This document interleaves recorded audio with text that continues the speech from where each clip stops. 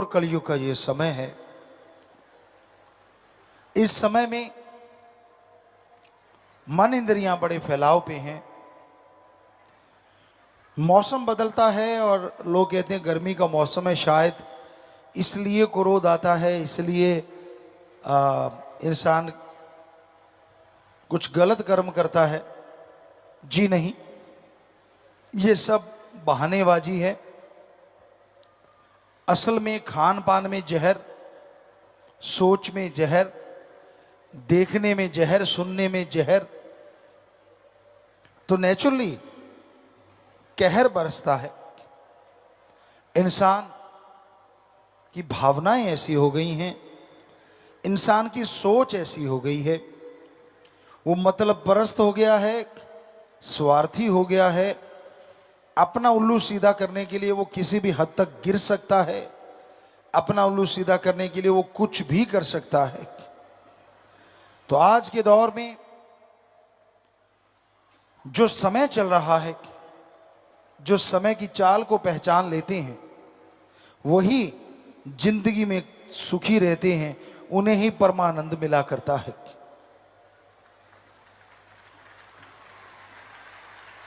और समय का दौर ऐसा है, पहले कैसा था आज कैसा है। पहले बच्चा होता था तो लोग सोचा करते थे मेरा बच्चा होके इंसानियत के झंडे बुलंद करेगा,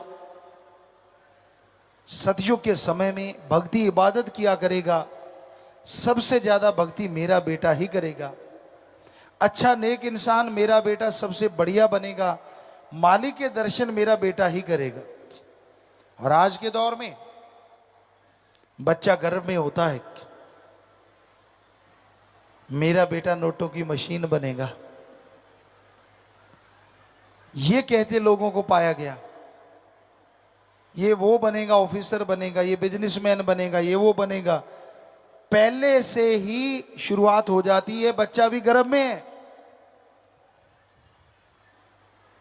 इतनी इच्छाएं उसके साथ मढ़ दी जाती हैं, कई बच्चे तो इसी में डिप्रेशन में आ जाते हैं, दुखी हो जाते हैं जब वो पैदा बड़े होते हैं, क्योंकि वो माँ बाप के अनुसार ही सारा कुछ करना है।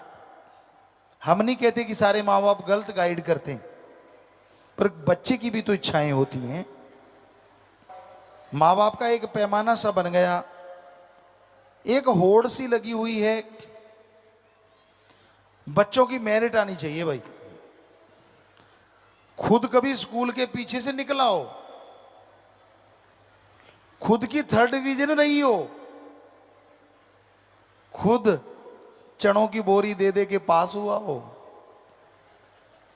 पर कहता है मेरा बच्चे की मेरिट होनी चाहिए। इच्छा रखना गलत नहीं, सही है, लेकिन इतनी इच्छा मत रखो कि बच्चे पे प्रेशर पड़ जाए और उसको लगे कि मेरा पेपर से नहीं तो वो खुदकुशी कर ले। ये बिल्कुल गलत। बच्चे को गाइड करो कि बेटा पूरा दिलो दिमाग से पेपर देना, मैं चाहता हूं तू बहुत अच्छे नंबर ले, मैं चाहता हूं तू सबसे कंपटीशन में नंबर 1 पे आए, पर बेटा अगर नंबर कम भी आते हैं तो इसका मतलब ये नहीं कि तू कोई कमजोर है। अनपढ़ होके अकबर ने पूरे देश पे राज कर लिया था, ऐसा कुछ नहीं है।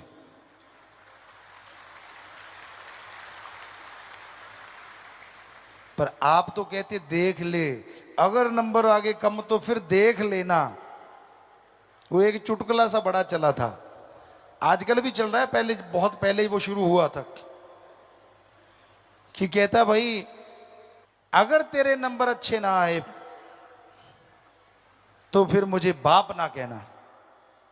रिजल्ट आया, बच्चा घर में आया, अपने बाप को कहने लगा रामदास,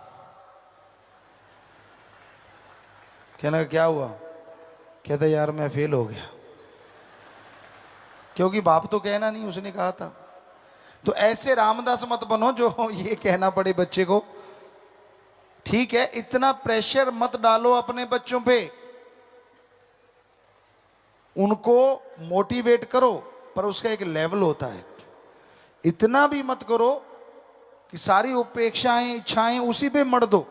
ये तो फर्स्ट आएगा तो ठीक, हमारी तो नाक कट जाएगी बेटा, हम तो मर जाएंगे बेटा, हम तो बर्बाद हो जाएंगे। क्यों भाई? ये चीजें क्यों कहते हो आप अपने बच्चों को? कहना ये चाहिए बेटा पेपर दे, हम तेरे साथ हैं, फर्स्ट डिवीजन आएगी तो तेरे को ये करेंगे, मेरिट आएगी तेरे को इतना कुछ करेंगे, अरे अगर तू पास हो गया तो भी हम तेरे साथ ये करेंगे, अगर तू बाई चांस फेल हो जाता है तो बेटा हिम्मत नहीं हारनी चाहिए। हिम्मत जिनके पास होती है वो एक बार नहीं तो दूसरी बार में पक्का तरक्कियां कर जाया करते हैं। तो उससे बच्चे को हौसला रहता है कि हाँ भाई अगर थोड़ा कम भी आ जाएगा तो माँ बाप कुछ नहीं कहेंगे। कई घरों में जो ज्यादा पढ़ाकू कीड़े माँ बाप होते हैं वो बच्चों को इस तरह से प्रेशर में ला देते हैं कि बाद में पश्चाताप के अलावा कुछ भी पल्ले नहीं रहता। बच्चे खुदकुशी कर लेते हैं या वो डिप्रेशन में चले जाते हैं, दिमाग हिल जाता है। हमें बताया करते हैं डॉक्टर साहबान जब पढ़ा करते थे, कहते जी कईयों के माँ बाप कहते तू फर्स्ट डिवीजन में ही तू डॉक्टरी करना, इंजीनियरिंग करना। कहते रात को हमने उनको कुत्तों के पीछे भागते देखा। वो कुत्तों को कहा करता अरे रुक रुक रुक रुक यार बातें करते हैं, क्योंकि इतना डिप्रेशन हो गया उसको कि भाई मैं नंबर अच्छे नहीं आएंगे तो मेरा परिवार बर्बाद हो जाएगा, मैं बर्बाद हो जाऊंगा। मोटिवेट करने का तरीका होता है, सही ढंग से मोटिवेशन करना चाहिए। मोटिवेट करो उसको कि हाँ बेटा तू इस तरह से पढ़ा कर, सुबह 2 घंटे, शाम को 2 घंटे कम से कम। छोटी क्लासें जो हैं, कोई इंजीनियरिंग या कोई डॉक्टरेट कर रहा है तो उसको कहो बेटा ये तभी ले अगर तू 8-10 घंटे पढ़ेगा, 3-3 घंटे करके पढ़ ले, 2-2 घंटे करके पढ़ ले। ये नहीं कि 10 घंटे इकट्ठा ही पढ़ ले। कई बार ऐसा होता है कि प्रेशर पड़ता है माइंड पे और इंसान नहीं रहता, वो रोबो बन जाता है। किसकी इच्छा नहीं होती कि उसका बेटा तरक्की करे? किसकी इच्छा नहीं होती कि उसका बेटा बेटी बुलंदियों पे जाए? सबकी इच्छा होती है, पर इच्छा पूरी करने के तरीके होते हैं। उसको ढंग से, जैसे आपको पिछली बार बोला था कि भाई बच्चे को कहो सुमरण करेगा तो मैं तुझे 10 मिनट के 50 रुपए, 100 रुपए, 10 रुपए जितने भी आप दे सकते हो अपनी औकात के हिसाब से, अपनी कमाई के हिसाब से, वो बांध दो कि भाई तू 10 मिनट सिमरन करना बेटा, 10 रुपए, 50 रुपए, 100 रुपए जो आप दे सको कि मैं तुझे दूंगा ही दूंगा। तो बच्चा सिमरन करेगा, उसका दिमाग और शार्प होगा, तो पढ़ाई की कहने की हमें लगता नहीं ज्यादा जरूरत पड़ेगी, नेचुरली वो टॉप की तरफ जाएगा। घर में शांति रहेगी, कैरेक्टरफुल बनेगा बच्चा, गलत नहीं बनेगा, घर में शांति आएगी, घर में खुशियां आएंगी। तो इसी तरह आप रख सकते हैं कि बेटा मेरिट आएगी तो तुझे मैं ये दिला दूंगा, फर्स्ट डिवीजन आई तो तुझे ये दिलाऊंगा, सेकंड आई ये, थर्ड आई ये, पास हो गया तो भी कुछ दिलाऊंगा, फेल हो गया तो भी दिलाऊंगा, लेकिन उसकी थोड़ी डिग्री कम करते जाइए, ये दिलाऊं ये दिलाऊं ये दिलाऊं। पर उसको ये ना लगे यार कहीं फेल हो गया तो घर में घुस के दिखाना या रामदास ना कहना पड़े, क्योंकि ये गलत है। उसको मोटिवेशन करना बहुत जरूरी है। डेली उस पर ध्यान दीजिए। अगर आपको इच्छा है कि वो मेरिट में आए, डेली देखो कि क्या वो 2 घंटे पढ़ता है, सुबह 2 घंटे, शाम पास बैठिए, पहले बातें कीजिए, उससे प्यार कीजिए कि बेटा तू 2 घंटे पढ़, फिर आप एंजॉय करेंगे, फिर तेरे को ये दिखाएंगे वो दिखाएंगे, वहां खेलेंगे, ये खिलाएंगे वो खिलाएंगे। तो डेली अगर मोटिवेशन करोगे तभी है ना। आप तो सारा दिन अपने कामों में लगे रहो, पर बेटे को मेरिट आनी चाहिए, निगाह आप रखते नहीं। तो माँ बाप का फर्ज है कि वो अपने बच्चों पे 100% ध्यान दें, उनको बताएं कि आपने कैसा बनना है, आपने क्या करना है। अगर इस तरह से ध्यान रखोगे तो बच्चे पे प्रेशर नहीं पड़ेगा और वो यकीनन अच्छे नंबरों से पास होगा, अच्छे नंबरों से मेरिट भी ला सकता है, वो डिग्री होल्डर होगा, हो सकता है टॉपर बन जाए। पर माँ बाप को भी तो चाहिए ना कि हर दिन उस पर ध्यान रखें, उसकी संगत पे, उसकी सोहबत पे। बच्चा तो कली है, जिधर को मोड़ोगे मुड़ जाएगा। सूरजमुखी का फूल होता है ना, सूरजमुखी, जिधर सूरज उसका उधर मुख। सूरज इधर निकला तो इधर, दोपहर को इधर आया इधर, और इधर को आया तो इधर। तो वैसे बच्चे जो होते हैं वो कली होते हैं, सूरजमुखी होते हैं, पर सूरज आप है। अगर सूरज ही काला पीला है तो फिर मुखी क्या करेगी बेचारी। कहने का मतलब माँ बाप ही ध्यान नहीं देते।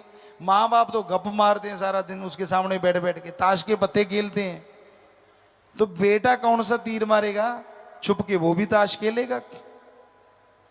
तो बच्चों को अच्छा बनाने के लिए माँ बाप को भी बराबर तपस्या करनी होगी। कोई कोई होता है जो टैलेंटेड होता है, जिसको किसी की जरूरत नहीं होती, माँ बाप या टीचर की, उसकी लगन होती है, उसके अंदर एक कशिश होती है, वो उसी लगन से टॉपर बन जाता है। हालांकि उनके बैकग्राउंड में कोई भी उतना पढ़ा लिखा या उसको मोटिवेट करने वाला नहीं होता, पर वो गॉड गिफ्टेड होती है चीज। पर हर किसी के अंदर नहीं ना होती, बनाई जा सकती है, ये सच है। हर आदमी को अगर पत्थर को तराश के हीरा बना सकते हैं, तो इंसान के अंदर इतना दिमाग है, उसको टॉपर या मेरिट होल्डर क्यों नहीं बनाया जा सकता। पर लास्ट के दिनों में नहीं, जब पेपर आने वाले हैं उस टाइम नहीं, साल के शुरू से कीजिए। कई बार बच्चे पूछा करते हैं हमसे, पिताजी आप कैसे पढ़ते थे। पेपर वगैरह हो जाते, हम कोशिश करते नया सिलेबस हमें मिल जाए, बुक्स आ जाएं, और ये पता नहीं क्या कोई अंदर वो टैलेंट कहिए। हमारे हिंदी लगती थी, पंजाबी की बुक्स होती थी, नया बड़ा चाव होता था कि उनको पढ़ के, और उनको पढ़ के हम छुट्टियों से पहले ही रख देते थे। और पूरा साल कहीं से भी कोई सवाल पूछ ले हमारे याद होता था, कहीं से भी कोई क्वेश्चन पूछ ले, क्योंकि इंटरेस्ट से पढ़ा जाता था, रुचि से। एज ए लोग नावल पढ़ते हैं जैसे, या टीवी सीरियल देखते हैं, उस तरह से हमें होता कि हाँ ये दो बुक तो यार एक साइड में रख दो, बात ही खत्म। हिंदी पढ़ ली, पंजाबी कहीं से कोई पूछ ले याद है। बड़े इंटरेस्ट से पढ़ते थे, और छुट्टियां होते ही होमवर्क पूरा करते थे। जो होमवर्क मिल जाता था कि यार पहले इसको खत्म करो ताकि टेंशन रहे ही ना, होमवर्क करके रख देते थे। और जो स्टडी होती थी वो लास्ट जब छुट्टियां खत्म होती थी, स्कूल लगने से पहले 5-4 दिन सब बुक्स को फिर से एक बार चेक करते पढ़ते, ताकि वो सब माइंड में फिर से रिन्यू हो जाए। और फिर जब पढ़ा करते तो इमेज बना के पढ़ा करते थे हम लोग। 32 नेशनल गेम खेलना, जो भी होमवर्क मिलता था, रिसेस टाइम 45 मिनट का या 1 घंटे का होता था, हमें याद नहीं। तो उस 45 मिनट में हम जो खाना खा के शायद 1 किलोमीटर जाना, 1 किलोमीटर वापस आना, कुल मिला के 10 मिनट लगाते थे। हम स्पीड से भागे जाते, बच्चे क्या कर रहे हैं हमें नहीं पता होता था, हम स्पीड से जाते, गेट के अंदर घुसते, माता जी को आवाज देते खाना रख दो, उनको पता होता था, तो वो खाना रखा पड़ा होता, खाया, पूरी स्पीड से वापस, और उस आधे घंटे में या 40 मिनट में अपना होमवर्क किया करते थे हम। मॉनिटर भी होते थे स्कूल के, कभी हम होते थे, कभी कोई दूसरा। तो फिर एक एग्रीकल्चर का पीरियड होता था हमारे, और एग्रीकल्चर वहां कोई करवाता ही नहीं था, हम कर लेते तो कर लेते। तो एग्रीकल्चर के पीरियड में सारे बच्चे शरारतें करते और हम होमवर्क करते। सो यानी 8 पीरियड होते, सभी का होमवर्क वगैरह करके लगभग 80 to 90% होमवर्क हो जाता स्कूल में। बुक्स वहीं रखते और गेम शुरू, क्योंकि होमवर्क हो गया, होमवर्क के साथ साथ याद भी हो गया, तो वहीं गेम शुरू कर देते। शाम तक गेम चलता, रात को कबड्डी चलती। पर कबड्डी जाने से पहले खाने के बाद 2 घंटे जरूर पढ़ते, या फिर 2 घंटे शाम को नहीं पढ़े छोटी क्लास में, सुबह 2 घंटे जरूर पढ़ते। और जब पढ़ते थे तो ये होता था कि माताजी और बापूजी को बोला होता कोई आए ना हमारे कमरे में मत आ जाना, दरवाजा मत खोल देना। कई बार दरवाजा खुला छोड़ के पढ़ते, क्योंकि हम उसको इमेज बना बना के पढ़ते थे, कि किसी भी फार्मूले की इमेजेस बनाते, उसको लिखते लिखते उसकी इमेजेस फिट कर लेते माइंड में। और जब भी कभी फार्मूला था, मैथ्स था, जब बड़ी क्लासें आई तो केमिस्ट्री थी, फिजिक्स थी, इतने गेम के बावजूद भी अच्छे नंबर आ ही जाते थे। तो इमेजेस बनाई होती थी कि वो इमेजेस निकालते, यार उसके साथ केमिस्ट्री लिख देते ऊपर। जब कोई भी क्वेश्चन लिखते, ये केमिस्ट्री लिख के और फिर उसका वो करते, फिजिक्स लिख के, फिर वो तो पूरी इमेजेस खींच लेते, जैसे कैमरे से कैमरामैन खींचते, फोटो खींच ली तो वो बन गई ना याद। तो वैसे ही एक माइंड में हमारे एक मालिक फोटोग्राफर बैठा हुआ, ऑटोमेटिकल फोटोग्राफर है। ऐसा अभी तक ना तो कोई कैमरा है ना कोई फोन, जैसा हमारा माइंड है। आप रिपीट करके टाइम पीस को देख लो। अब उदाहरण दे रहे हैं आपको कि मैंने सुबह 4 बजे उठना है, सुई को देखो, अच्छा 7 पे आई हुई है, 8-9 पे आ गई, अब मैं सो रहा हूं, सही 4 बजे जागूंगा, थोड़ा सिमरण करो, फिर 4 बजे जागूंगा, थोड़ा सिमरण, 1 मिनट, फिर 4 बजे जागूंगा। सुई को देखो, सो जाओ, 5 मिनट पहले जाग आ जाएगी, आप चाहे चेक कर लेना। ऐसा माइंड है। अब आप इस्तेमाल में ही ना लाओ तो चाहे फिर दिमाग है चाहे भूसे का बोरा बराबर है। इसमें बहुत कुछ है, इमेजेस बनाओ पढ़ते टाइम। और कई होते हैं रट्टा पीर, हमारे भी थे एक सज्जन रट्टा पीर, नाम नहीं लेंगे हम पढ़ा करते, और जब वो पढ़ा करते सारा गांव सुना करता। वो चुबारे पे बैठ जाते और फिर रट्टा चलता, हो आसपास जाने वालों को भी याद हो जाता क्वेश्चन कौन सा याद किया जा रहा है। हल्दी घाटी की लड़ाई फलां टाइम में, हल्दी घाटी की लड़ाई फलां टाइम में, चलता ही रहता काम। तो आप में से भी कई रट्टा पीर होंगे बच्चों। पर इमेजेस बना के पढ़ने में जो मजा है, यानी पूरा शांत, उस टाइम कोई ख्याल नहीं, कोई टीवी नहीं, कुछ नहीं होना चाहिए। जब पढ़ने लगो तो फिर 2 घंटे पढ़ने की दो, सिमरण करने लगो तो फिर वो टाइम सिमरण को ही दो। बाकी दुनिया से कट ऑफ, पूरे वर्ल्ड से कट ऑफ, पूरे फैमिली से कट ऑफ, सिर्फ बुक्स और आप, सिर्फ राम और आप। जब इस तरह से पढ़ाई करोगे तो कोई आपको तरक्की करने से रोक नहीं सकता, ये पक्का है। तो माँ बाप थोड़ा इस तरह से मोटिवेशन करें बच्चों को। और हमारे तो माँ बाप को पता ही नहीं था पढ़ाई होती क्या है, पढ़ा करते थे। ऐसे बहुत से बैकग्राउंड होगी जिन्होंने बहुत तरक्की की, लेकिन उनके माँ बाप को जरूरी नहीं। तो कहने का मतलब यही है कि पढ़ने का इंटरेस्ट होना चाहिए। कई बार बच्चे पूछते पिताजी आप 32 नेशनल गेम, हमने कहा 3 गेम तो हमारे ये दान सिंह चरणजीत खेलते थे, कबड्डी था, वॉलीबॉल था, क्रिकेट था। जब ये थक जाते तो फिर हम शॉर्ट पुट वालों के साथ, फिर जेवलिन के साथ, फिर डिस्कस वालों के साथ, कभी कभी खो खो वालों के साथ भी दांव लगा लेते थे। फिर कहीं हाई जंप, कहीं लॉन्ग जंप, और वहां खत्म नहीं होता था सिलसिला। हम लोग खाना खाते, गांव में सूरज रहते रहते खाना खा लेते, खाना खाते और खाना खाते ही खिसक जाते, या तो आटा चक्की पे, और वहां पे आटे की बोरियों को उठाना। आज हम नहीं कह सकते, लेकिन तब 50 किलो के बाट को हम यूं पकड़ते थे और अपने हाथ से धरती से यूं उठा के यहां ले जाते थे। और आज आप में से फन्ने का कोई 20 किलो का बाट उठा के देख लेना, आपको पता चल जाएगा। हाथ सीधा रहना चाहिए, यूं बाट के अंदर एक डंडी होती थी, ऐसे उसको पकड़ते थे और यूं 50 किलो का बाट, आम सी बात थी, हालांकि और कोई नहीं कर पाता था। तो आटे के गट्टे से बाला निकालना, पूरा 1 क्विंटल को उठाना, कि यहाँ से यहाँ रखा, यहाँ छाती पे रखा और ऊपर कर दिया। तो इस तरह के वो गेम चलते।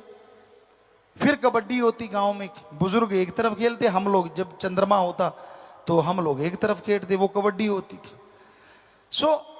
जब कहने का मतलब गेम अपनी जगह और पढ़ाई अपनी जगह। आजकल के प्लेयरों की किताबों पे इतनी मोटी परत मिट्टी की जम सकती है, अगर आंधी आती हो तो हाथ ही नहीं लगाते मां दे पुत्र। जब पेपर आते तब फूक मारते, अच्छा ये सब्जेक्ट भी है, एडी मोटी बुक, बोलन के पंजाबी है हरियाणवी, इतनी मोटी बुक, इंग्लिश जरूर बोलनी लास्ट बुक, उतों ही पता लगता पुत बुक की बुक, बाकी तो थुक ही थुक। कहने का मतलब जब देखोगे तब तो कहां से मेरिटें आ जाएंगी भाई। पढ़ाई करो, गेम्स खेलो, तालमेल बना के रखो। हम तो सारा खेत भी तो संभालते थे साथ में, वो तो अलग ही चीज थी।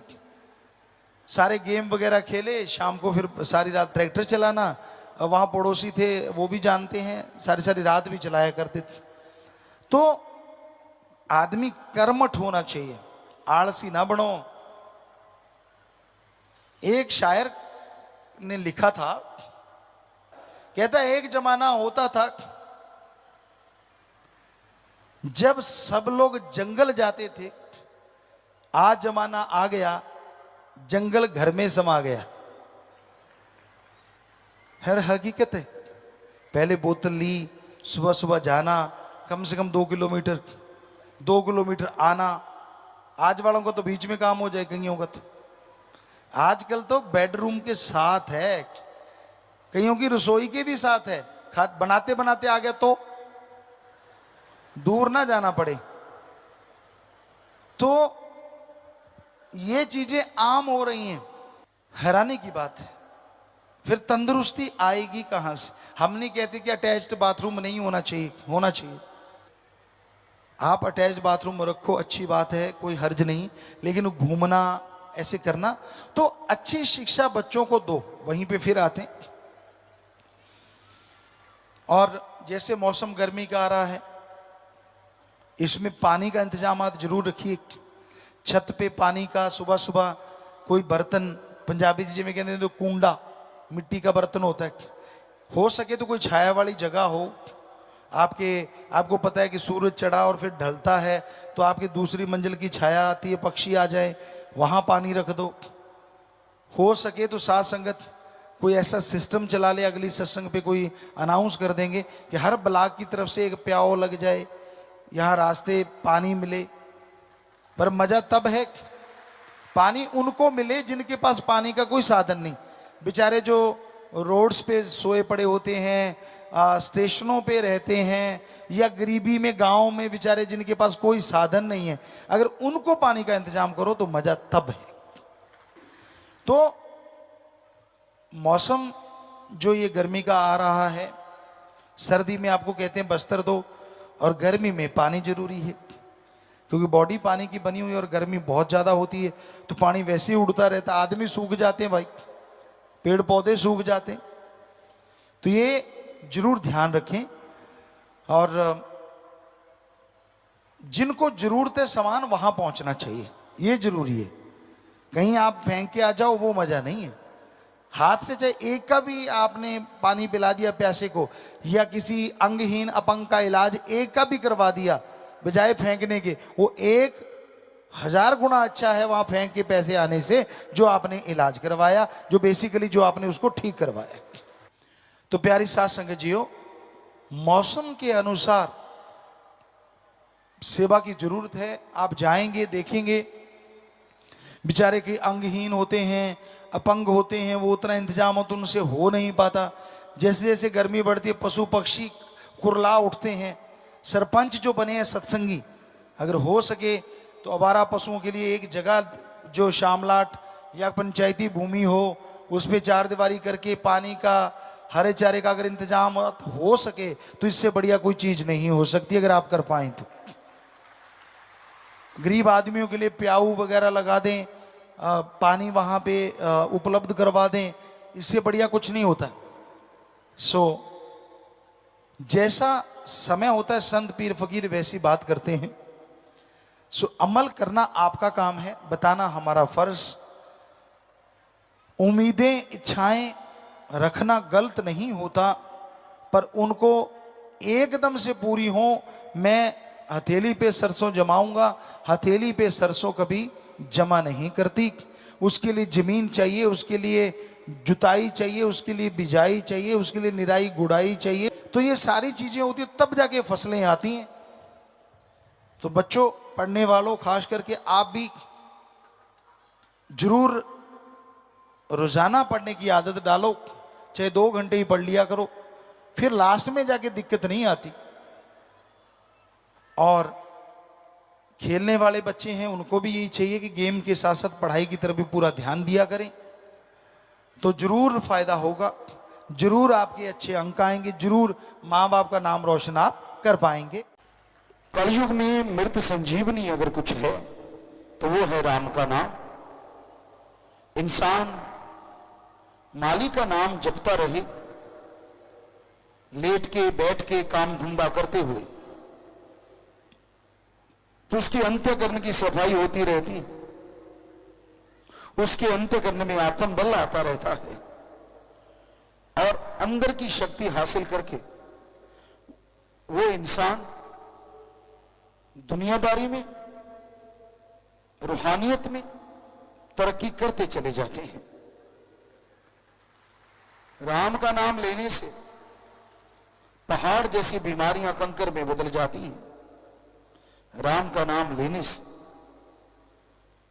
गम चिंता परेशानियां मिट जाती हैं, और मालिक का नाम लेने से इंसान की सोच में जो विचार चलते हैं उनका, खास करके नेगेटिव थॉट्स, उनका फल हमेशा के लिए खत्म हो जाता है। इसलिए मालिक का नाम जपो। एक समय निश्चित करो कि हां, इस समय मैं मालिक का नाम जपूंगा, मालिक की भक्ति करूंगा।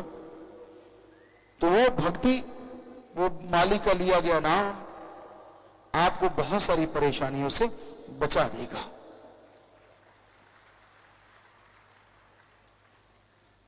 हमने अपनी आंखों से ऐसा देखा है, जो बीमार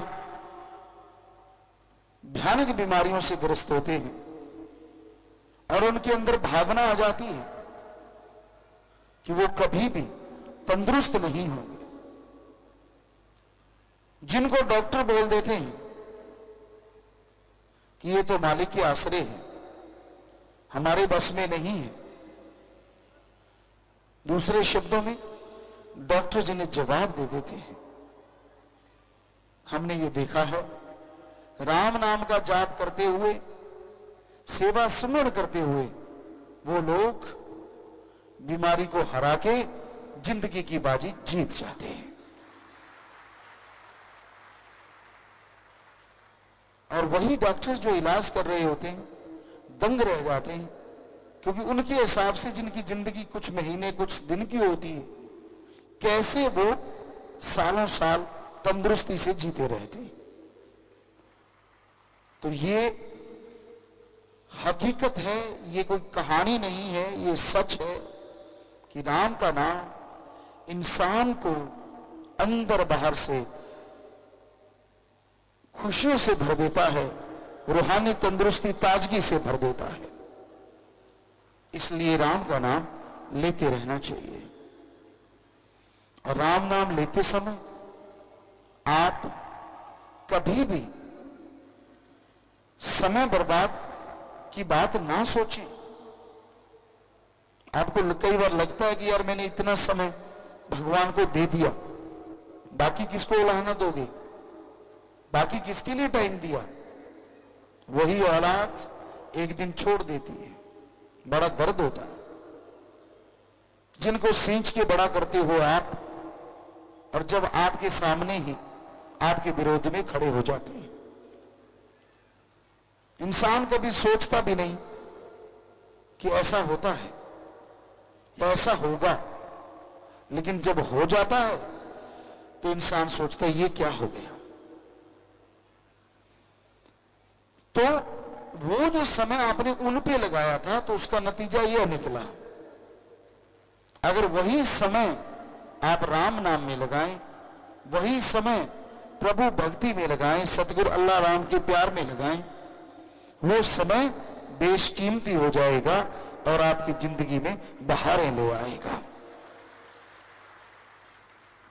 इसलिए समय का सदुपयोग करो, जितना हो सके अच्छे कर्म करो, ईश्वर के नाम का जाप करो, ईश्वर से ईश्वर को मांगते रहो, भले कर्म करते रहो। यकीनन उस मालिक की दया में रहमत जरूर बरसेगी। जब सब उक्तियां युक्तियां हार जाती हैं, जब इंसान का माइंड टोटली जवाब दे जाता है कि मैं ऐसा नहीं कर सकता या मुझसे ऐसा नहीं होगा, यह संभव नहीं है, उस समय ईश्वर का अगर नाम लिया जाए तो असंभव को संभव ईश्वर का नाम पल में बना देता है। कल्पना से परे की बातें जो होती हैं ईश्वर के नाम से वो ठीक हो जाती हैं। जो कभी सोचा नहीं होता वो इंसान को खुशियां मिल जाती हैं। लेकिन ये कहावत है, वो भगवान, वो राम जिसे अपनी खुशियों से, अपनी भक्ति से नवाजता है, तो उससे पहले अजमाता जरूर है। अजमाने में जो फेल हो जाते हैं वो उस परम पद को हासिल नहीं कर पाते। उन्हें अंदर बाहर नजारे एक जैसे नजर नहीं आते। और जो इसमें सफल हो जाते हैं वो अंदर बाहर माला माल हुए रहते हैं। संत पीर फकीर वचन करते हैं कि भाई ये बात को मान लो, ये आपकी जिंदगी की काम आने वाली चीजें हैं, ऐसा करने से आप जिंदगी में खुशियां हासिल कर पाएंगे। आप राम नाम का जाप करते हुए, समाज का भला करते हुए आगे बढ़ेंगे तो पूरी दुनिया में आपका नाम याद रखा जाएगा। वरना कितने बेनाम यहां से आते हैं और चले जाते हैं, कोई याद तक नहीं करता। तो जिंदगी मिली है तो क्यों ना कुछ ऐसा कर दिया जाए कि हर कोई याद रखे। तो इसलिए बहुत जरूरी है राम का नाम जपो, मालिक की भक्ति इबादत करो, ताकि उस भक्ति से आपको तो खुशियां मिले ही मिले, आपकी आने वाली पीढ़ियां भी माला माल हो सके। कितना आसान सा कार्य है सुमरण करना। निंदा चुगली करने में भी जोर लगता है, क्योंकि उसमें एनर्जी वेस्ट होती है। आप जोर लगा लगा के बात करते हैं ताकि सामने वाला प्रभावित हो, क्योंकि धीमे आवाज में चुगली करेगी तो मजा नहीं आता ना लोगों को। प्रेशर पाके जब चुगली करते तो पता चलता कि अच्छा, दावे से कहते हैं नहीं नहीं ऐसा ही है, तो आदमी को लगता है यार ये सही कह रहा होगा। तो राम नाम तो कुछ भी नहीं है, जुबान चलाओ चाहे ना चलाओ, विचारों से करते रहो। बल्कि जैसे जैसे राम का नाम जपते जाओगे वैसे वैसे मालिक की खुशियों के अधिकारी बनते जाओगे। संत पीर फकीर कभी किसी का बुरा करना तो दूर सोचते नहीं। जो उन्हें भी बुरा कहते हैं संत पीर फकीर, उनके लिए भी परमपिता परमात्मा से दुआएं मांगते रहते हैं, सबका भला करते हैं, सबको खुशी देने के लिए हर अच्छा कर्म करते चले जाते हैं। और इंसान जो सच्चे दिल से, जो भावना से मान लेते हैं, उन्हें तमाम खुशियां जरूर हासिल होती हैं। जितनी श्रद्धा होगी, जितना दृढ़ यकीन होगा, उतने ही नजारे ईश्वर के ज्यादा मिलेंगे। इसलिए दृढ़ यकीन रखो, ईश्वर की भक्ति करते रहो, मालिक का नाम जपते रहो। ज्यों ज्यों मालिक का नाम जपते जाओगे त्यों त्यों आपकी भावना, आपके विचार शुद्ध हो जाएंगे और मालिक के दर्श दीदार के लायक आप बनते जाएंगे। तो अपनी भावना का शुद्धिकरण करने के लिए, विचारों का शुद्धिकरण करने के लिए बेहद जरूरी है कि आप ईश्वर का नाम जपते हुए समाज का भला करना सीखें। ज्यों ज्यों समाज का भला आप करते जाएंगे, प्रभु की सृष्टि का भला होगा, और जिसकी औलाद का भला होगा वो परमपिता परमात्मा आपका भला 100% जरूर करेंगे। तो सबका भला मांगो, सबका भला करो, ये अपने आप में बहुत बड़ी बात है। इस कलयुग में लोग खुद गर्ज हो गए हैं, अपने अलावा कोई दूसरा दिखता ही नहीं, अपने अलावा वो किसी से बात करना पसंद नहीं करते। दूसरों की बातें अच्छी लगती हैं, मन और मनमते लोगों की बातें भाती हैं, लेकिन गुरु पीर फकीर की बात अच्छी नहीं लगती। कई बार ऐसे होता है कि यार पीर फकीर तो कहते ही रहते हैं, इनका तो काम ही है। जी नहीं, ऐसा नहीं है। पीर फकीर सच्ची बात कहते हैं, पीर फकीर सच के राह पे चलाते हैं। उनका अपना कोई खुदगर्जी या मकसद नहीं होता, उनका एक ही मकसद होता है कि ईश्वर की रियाय, ईश्वर की प्रजा का भला हो। ईश्वर ने जो सृष्टि बना दी है उसके भले के लिए संत पीर फकीर ऐसे आते हैं जैसे बाग में माली जाता है या कोई एग्रीकल्चर का डॉक्टर जाता है। क्योंकि जैसे ही वो बाग में जाएगा उसको पता चल जाता है इस पौधे को ये बीमारी हुई पड़ी है, ये टहनियां सूख गई, अगर ना काटी तो और सूख जाएंगी। उसी तरह संत पीर फकीर मालिक की बनाई दुनिया में आते हैं और वो निगाह मारते हैं, उन्हें नजर आता है कि हाँ, यहां तो लोग बहुत तरह से बीमार हैं, काम वासना के, क्रोध के, लोभ, मोह, अहंकार और मन माया के पूरी तरह से बीमार हैं ये लोग। और इनकी एकमात्र दवाई ईश्वर का नाम है। जब तक ये वो दवा नहीं लेंगे, जब तक ये वो दवा रेगुलर नहीं खाएंगे, तो इनके ऊपर इन बीमारियों का साया हटेगा नहीं। और जब तक ये बीमारियां हटेंगी नहीं, अंदर का नूरी स्वरूप नजर नहीं आएगा। आप 5 मिनट एकांत में बैठो, ईश्वर के नाम का सुमरन करो, आपको पता चलेगा आप में कौन सी कमियां हैं और कौन से गुण हैं। 100% पता चलेगा। जो कमियां हैं उनको दूर करने की कोशिश करो और जो गुण हैं उन पे अहंकार ना करो। कमी इंसान में खुद में होती है और निकालता भगवान में, पीर फकीर में, सदगुरु में है। अपनी कमी इंसान को नजर नहीं आती। क्या आपने कभी किसी को शरेआम कहते देखा, मैं गंदा हूं, मैं बुरा हूं, मेरे में ये कमियां हैं? सवाल ही पैदा नहीं होता। क्यों? क्योंकि इंसान ईगो से भरा हुआ है। गलती करके भी लोग नहीं मानते।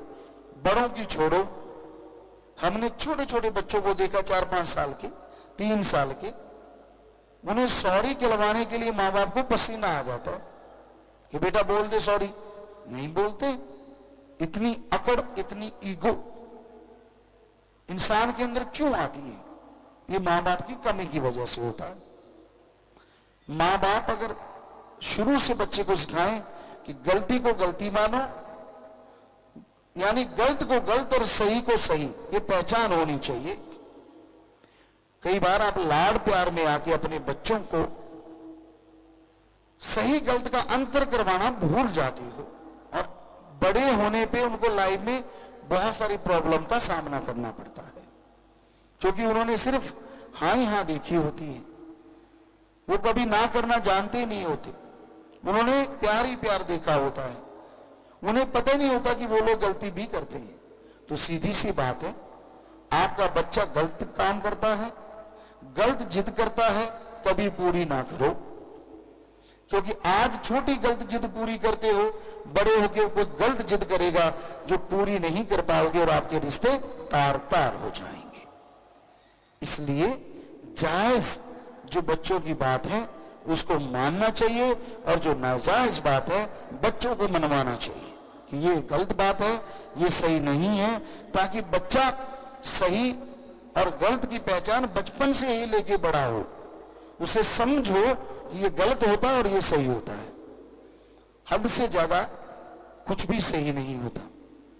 तो इसलिए ये जरूरी है कि आप अपने बच्चों का पालन पोषण सही ढंग से करें, ईश्वर का नाम जपें और काम धंधा करते हुए भी अगर सुमरण करते हैं तो मालिक बिगड़े हुए काम बना देते हैं। दुनियादारों से दूर, दीन मजहबों से दूर, हर घट में हजूर, नहीं दूर, नहीं दूर, नहीं दूर। ओम हरि अल्लाह गॉड खुदा र वाहिगुरु, जिसके करोड़ों अरबों नाम है, पर वो सुप्रीम पावर एक है। ऐसी कोई जगह नहीं यहां वो मालिक ना हो। पर कितनी हैरानी की बात है, हर जगह होते हुए भी इंसान उसे देख नहीं पा रहा। इस बारे में तुलसी जी ने भी लिखा है घट में सूझे नहीं लानत ऐसी जिंद, तुलसी इस संसार को भयो मोतिया बिंद। है घट में, बाहर जर्रे जर्रे में राम है, अल्लाह है, वाहिगुरु है। अरे बाहर की छोड़ो, वो हर इंसान के अंदर है। क्योंकि जब सारे धर्मों में लिखा है कि वो हर जगह है, तो इसका मतलब वो भगवान इंसान के अंदर भी है, लेकिन अंदर होते हुए भी नजर नहीं आता। तुलसी जी कहते ऐसा लगता है जैसे संसार के लोगों को मोतियाबिंद हो गया हो। ये एक तरह की आंखों की बीमारी होती है। आंखों पे पर्दा सा आ जाता है और छोटा सा ऑपरेट करके उसको निकाल देते हैं तो फिर से दिखने लग जाता है। तो तुलसी जी कहते हैं ऐसा लगता है जैसे लोगों को, संसार के लोगों को, जीवों को मोतियाबिंद हो गया। घर में रहने वाला, शरीर में रहने वाला वो राम नजर नहीं आता। तो इन आंखों का ऑपरेशन जरूरी है। कोई बाहरी तौर पे ऑपरेशन नहीं होना। 100 अखियां बेन जिन डसींदो मापीरी, गुरु सहवान कहते हैं वो आंखें और हैं जिनसे दोनों जहां का मालिक नजर आता है। आंखें तो यही हैं, इनमें राम नाम की दवा डालो, दुनियादारी की तरफ से बंद करके जब अंत्यकरण में ये आंखें खोलोगे तो हर जगह पे मालिक जो नजर आता है पहले घट में नजर आएगा और फिर कण कण में, जर्रे जर्रे में आपको दिखाई जरूर पड़ेगा। इंसान सोचता है वो भगवान को क्यों देखे, क्या जरूरत है भगवान की। अच्छा पैसा है, अच्छी औलाद है, घर है, गाड़ी है, सब कुछ है, लेना भी क्या है भगवान से। एक तो आपकी आत्मा आवागमन के चक्कर में है। सदियां गुजर गई, युग बीत गए, कभी गंदगी का कीड़ा बना तो कभी पेड़ पौधे बना तो कभी कुछ। सदियां गुजर गई, तड़पते हुए आत्मा को जन्म का, मरण का भयानक दुख है। तो आवागमन से आजादी अगर संभव है तो वो मनुष्य शरीर में और इसमें भी अगर उस ओंकार सुप्रीम पावर का नाम जपे, जिसने ब्रह्मा विष्णु महेश को बनाया है, उसका अगर नाम जपे तो आवागमन से मोक्ष मुक्ति है। अन्यथा फिर से जन्म मरण में आत्मा को जाना पड़ता है। एक तो इसलिए जरूरी है कि आपकी आत्मा को जन्म मरण से आजादी मिल जाए। दूसरा इसलिए जरूरी है कि आपको मालूम नहीं है कि आने वाले वक्त में, आने वाले समय में आपके लिए क्या छुपा है। क्या पता कोई भयानक बीमारी हो, क्या पता कोई पहाड़ जैसा कर्म हो जिसके नीचे आप दब जाएं। तो वो बीमारी जो आपके शरीर को गाड़ दे, साड़ दे, जिसके लिए आपको महीनों चारपाई पे पड़ना पड़े, वो बीमारी जिस पे लाखों रुपए खर्च हो जाएं, क्या यह संभव है कि बीमारी आने से पहले ही कट जाए? जी हां, ऐसा संभव है। अगर आप पहाड़ जैसी बीमारी को कंकर बनाना चाहते हैं तो एकमात्र उपाय राम का नाम जपना है। इसलिए भगवान का नाम लेना चाहिए। क्या पता काल के गर्भ में क्या छुपा है आपके लिए, कुछ पता नहीं है। जब तक शरीर चलता है और चलने से खाली हो गया तो कोड़ी हो गया। तो भयानक कर्मों को काटने की दवा राम का नाम है, अल्लाह की इबादत है, वाहिगुरु की याद है, गॉड्स प्रेयर है। भाषा अलग है, मतलब एक है। तो अगर आप अपनी भयानक बीमारियों से निजात पाना चाहते हैं तो आप ईश्वर के नाम का जाप किया करें, उसकी भक्ति करें, जिसके ऊपर एक नया पैसा नहीं लगता। जो इंसान को बना सकता है, क्या वो इंसान के बनाए कागज के टुकड़े रुपए को नहीं बना सकता? असल में आदमी चढ़ाता है और आदमी उठा के खाता है।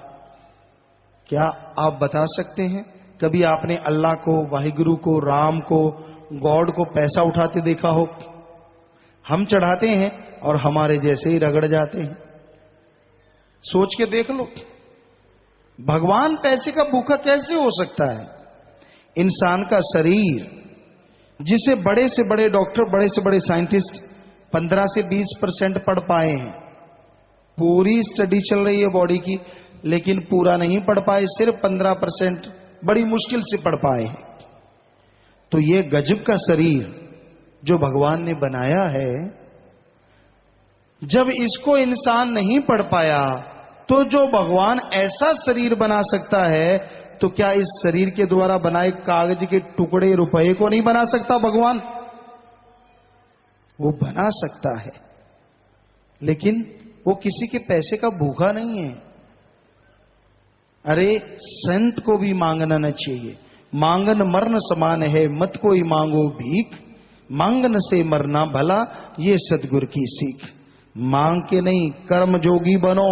हर धर्म में लिखा कर्मठ बनो, हार्ड वर्कर बनो, मेहनत की करके खाने वाले बनो, चाहे आप संत हैं या आम इंसान।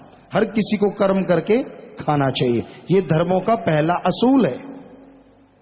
लेकिन जो खुद खा खा के तोंद बढ़ाता है लोगों का पैसा, वो दूसरों को कैसे समझाएगा कि करके खाओ?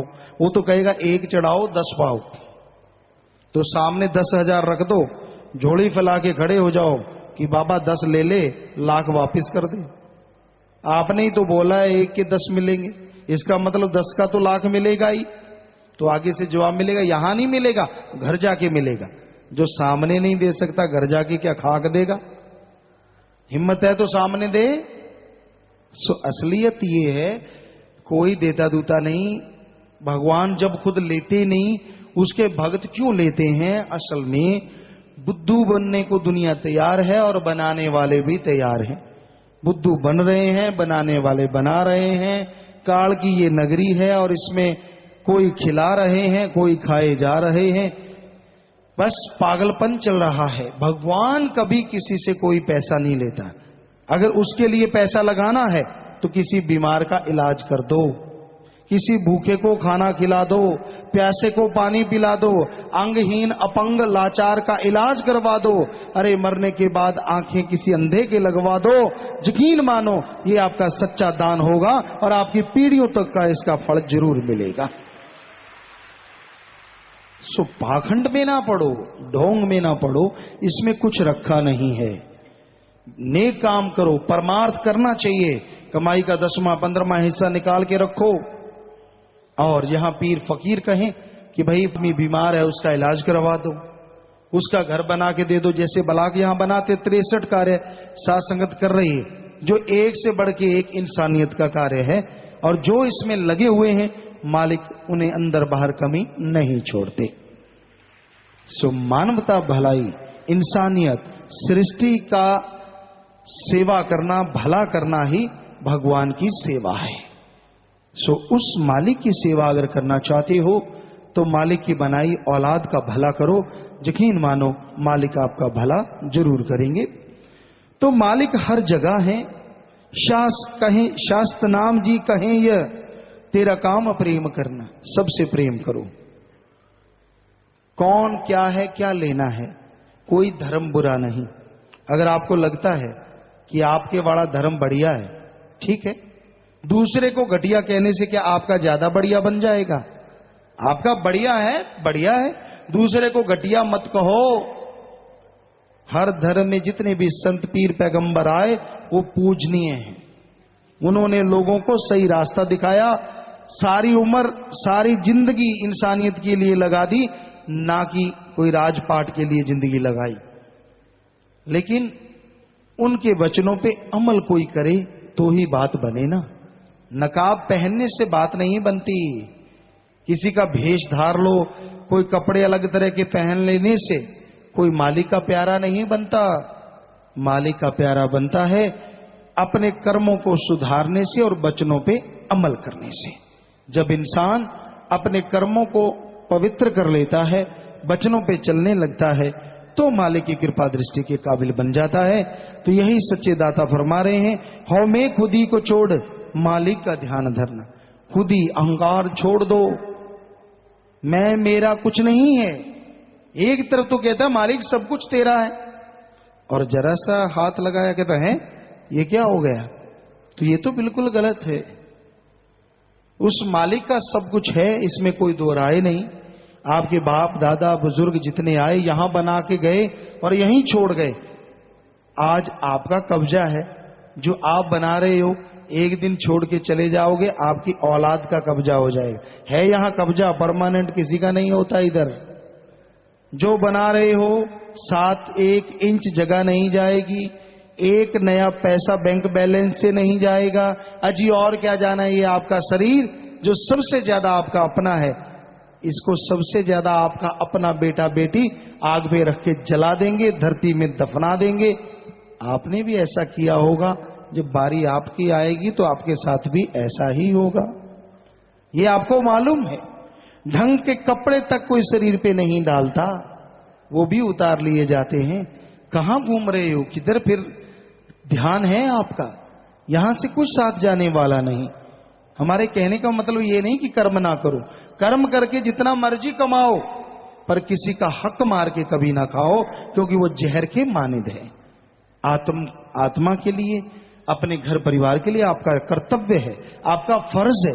मेहनत करो, खूब करो, जितना मर्जी कमाओ, पर मेहनत का, हक हलाल का, कड़ा परिश्रम, दशानवादी किर्त कमाई, किसी का हक मार के ना खाओ, नमक हरामी ना करो।